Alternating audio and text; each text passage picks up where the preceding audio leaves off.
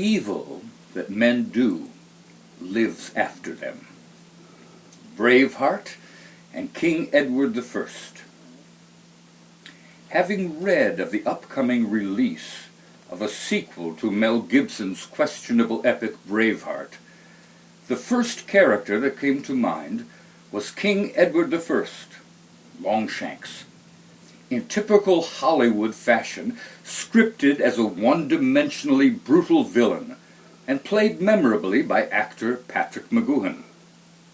The real Edward, a man of complex temperament, was indeed ruthless in his wars with the Scots and Welsh, and in his expulsion of the Jewish population of England in 1290.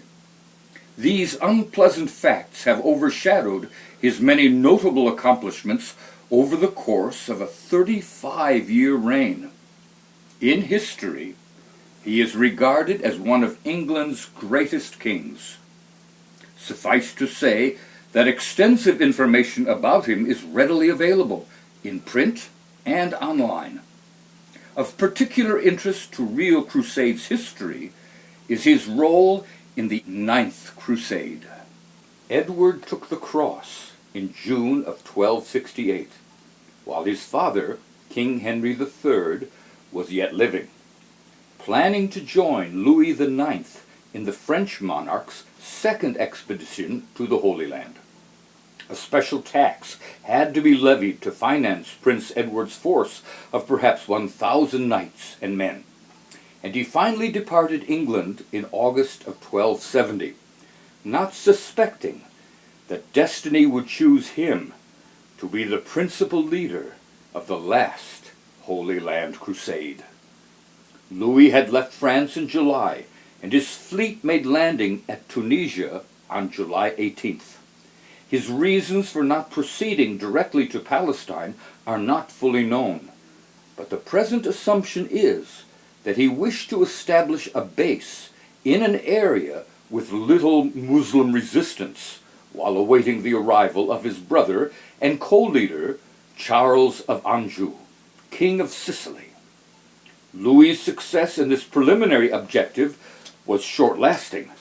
A deadly epidemic struck his camps, taking the lives of many men, common and noble alike, and Louis himself died on August 25th.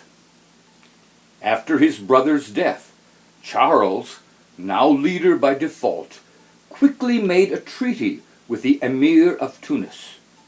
Eager to be rid of the remaining Crusaders, the Muslim ruler essentially bought Charles off with a large amount in coin and highly favorable concessions for Charles' kingdom of Sicily.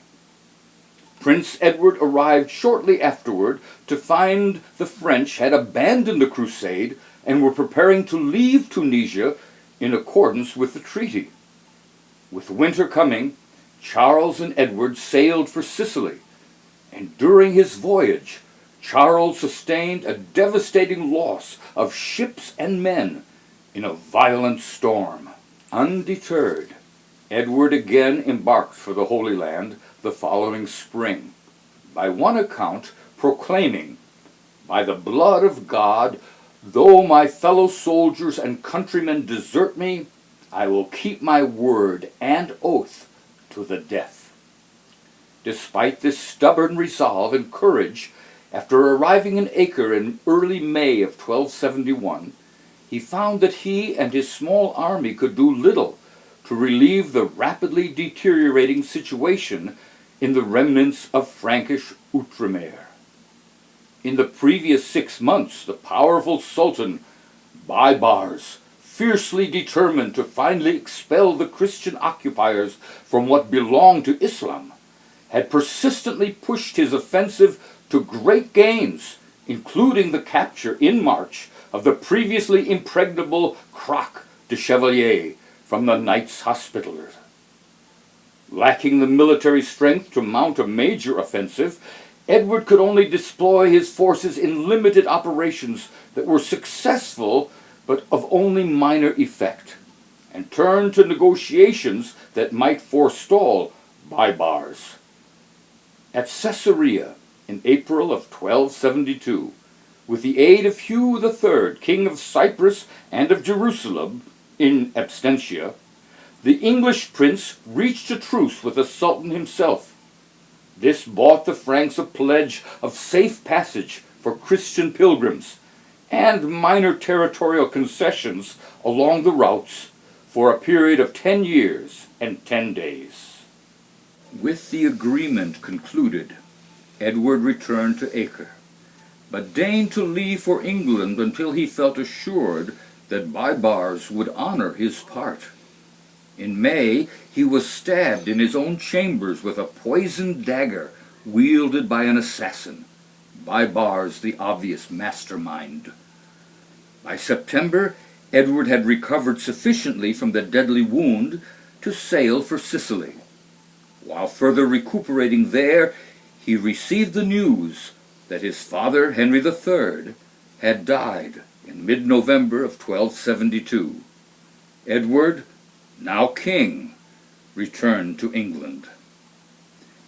Braveheart emphasized and distorted less palatable deeds of Longshanks for the purpose of entertainment. Yet the on-screen characterization as an extremely hard case in his later years is reasonably accurate. But he is more fairly remembered as the last leader of the Holy Land Crusaders, as an honorable prince who held firmly to his vow, and as a commander capable of inspiring his small force of volunteers to fight for what could only be a few more years of precious time for Christian Outremer.